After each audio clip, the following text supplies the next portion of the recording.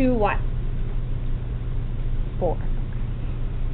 All right, so part of actually what you're going to do on your homework today is I'm going to say, hey, can you draw just a little tangent line and tell me what you think its slope is? So let's practice drawing a tangent line. You just need a straight edge. If I was doing a tangent line, I'll draw one here for you. A tangent line would just touch but not go through the graph, so it looks something like this. Okay.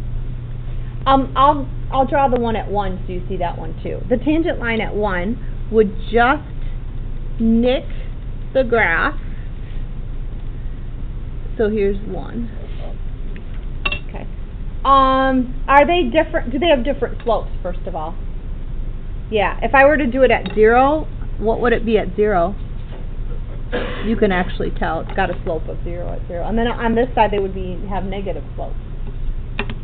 So here's my question for you. See this little line? That's called the tangent line. I want you to tell me what is the slope of the tangent line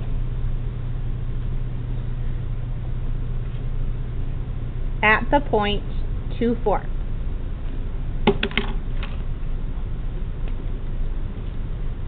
Okay, give me a guesstimate. What do you think the slope of that line is? And here, I'll kind of extend it. And remember, this isn't the greatest scale here, okay? I don't know. Let's see. There's down to over 1. I don't know, maybe like 5, 6. It's definitely a positive number, right? Okay. Well, how do I find the slope of something normally?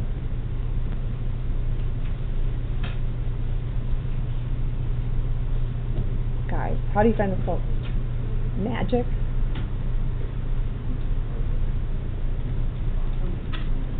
In algebra, geometry, algebra 2, how do you find the slope of a line?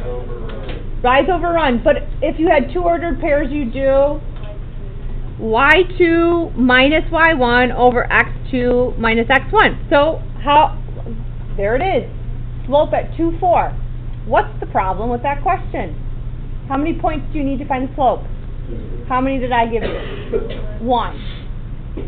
Here's where we're going to make it similar. If I could find a point really, really super close to 2, wouldn't that allow me to have 2 points? So I could still find a close slope. Okay? But we want to get so close that we think it's almost 0. That difference is 0. So here's what we're going to do. We are going to write the limit what do we want x to get close to?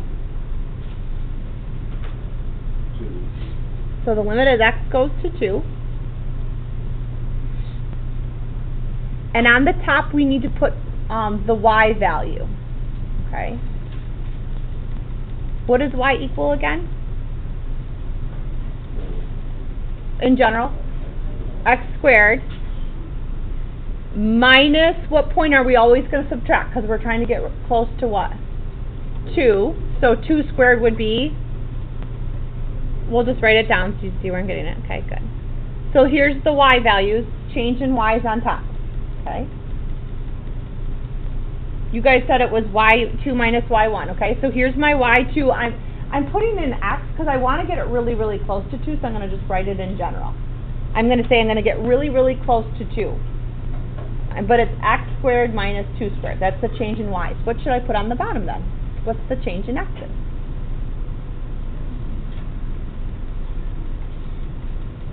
X minus 2.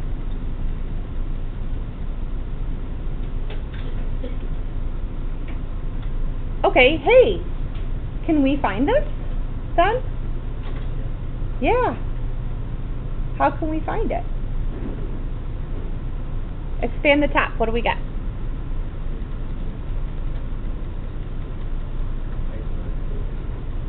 So x squared minus 4, which you're right, is x minus 2x plus 2, right?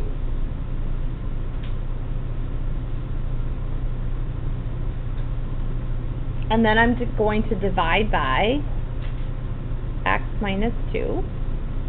What happens? Cancel. And then I plug in 2. Plug in 2. What do we get? 4.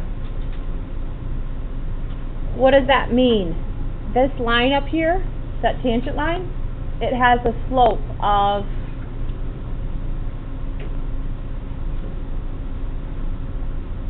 4.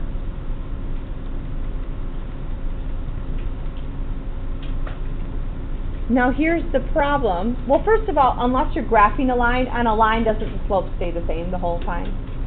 But on a parabola, what's going to happen is that slope's going to change at every single point. On most curves, it's going to. Okay?